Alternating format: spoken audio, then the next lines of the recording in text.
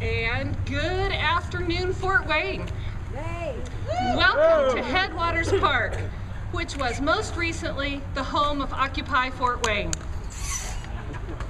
A friend shared a leaflet distributed here in Fort Wayne that asked the question, louder, who are the occupiers? I did a little research this morning. The Occupy movement is being endorsed by the Communist Party USA, the American Nazi Party, the Revolutionary Communist Party, the Black Panthers, CARE, Nation of Islam, Iran's Supreme Leader, the Ayatollah Khomeini, the Revolutionary Guard of Iran, the government of North Korea, Hezbollah, Nancy Pelosi, David Duke, Hugo Chavez, Joe Biden, the Socialist Party USA, the Industrial Workers of the World, Anonymous, White Revolution, the Marxist Student Union, Freedom Road Socialist Organization, and the Party for Socialism and Liberation. The occupiers want to tell us we are not anti-American. The last time I checked, the Communist Party of China, Hezbollah, the government of North Korea, and the Revolutionary Guard of Iran were not the representatives of the America that I believe in.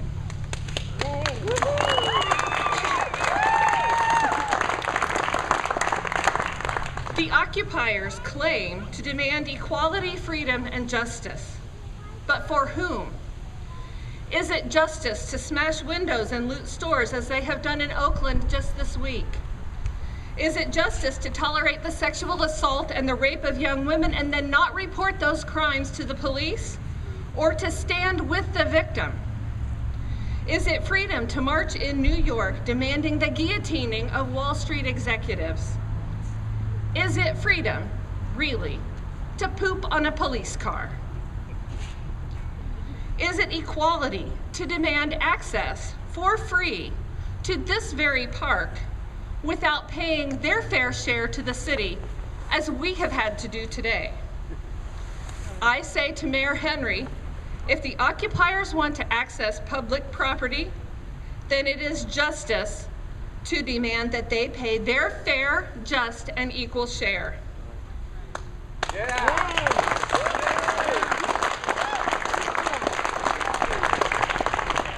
If the Patriots had done anything remotely similar at any rally, at any place across the country, we would have been vilified. We would have been called violent and dangerous. Oh, wait a minute. We have been called those names.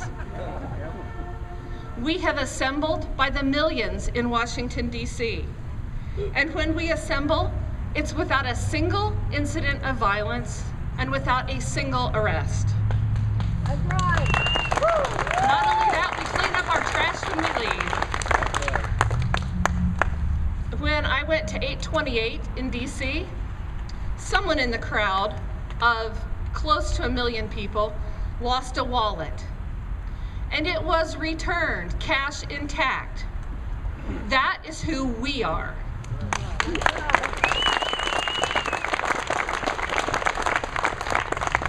The occupiers want to tell us we are young, we are old, we are conservative, we are liberal. I've never met the conservative yet that walks around with a sign that says eat the rich, or who says death to capitalism, or arrest the police, or crash the system. These are not young idealists who want to restore American values and virtue. These are young socialists. We are those who say and have said over and over again to deaf political ears, stop the corruption. No more bailouts. We don't believe in bailouts to Wall Street, and we don't believe that students with student loans they couldn't afford should get bailed out either. That's right. Our pockets are empty, and I say to them, don't tread on me. The occupiers say they are students, parents, veterans, and business owners. They say they're our neighbors and friends. I would counter that by saying they have been poorly educated. They do not understand why Marxism and socialism fail because they have been educated by the Marxists and the socialists who have been hiding in our universities for years.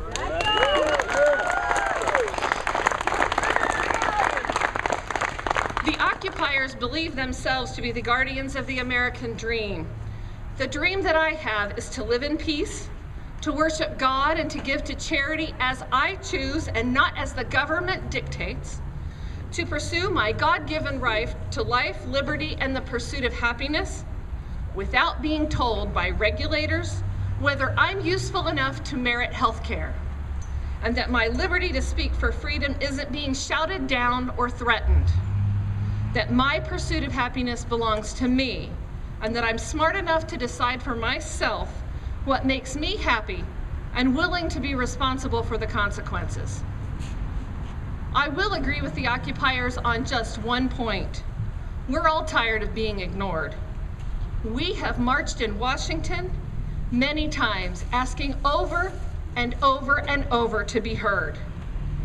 We didn't join patriot organizations or march in Washington in order to be cool Euro hipsters or join the international movement of the moment. We're here because we are Americans, because we love our country. We are here because government systems have failed us and have become unresponsive. We believe that the solution lies in less regulation and less government, not more. Because we are burdened by paying more than our fair share while others continue to demand more and more and more from us. I'm sick and tired of it. Me too.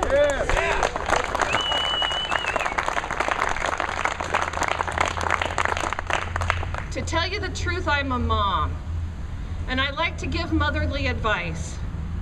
And I say to the occupiers today, listen up. I'm saying it the way I would say it to my son. I'm saying it the way I would say to the future. There are people in this audience today who have served this great nation and are ashamed of your behavior. We're ashamed of the violence. We are ashamed of that I want my fair share. Stop wasting freedom trying to destroy everything this country has been. This isn't a game.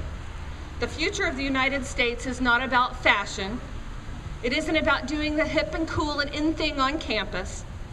It's not funny to say eat the rich or kill capitalism. This is a game for keeps.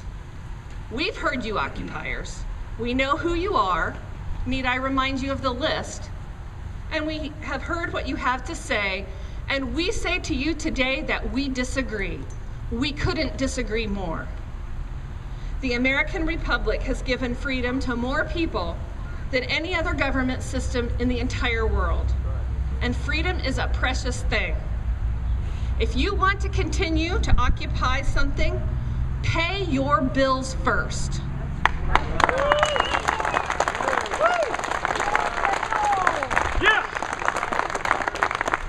If you want to protest, go right ahead. That's your constitutional right, but do not shut me down when I exercise my right to do the same. I say to you today, who are we gathered here today?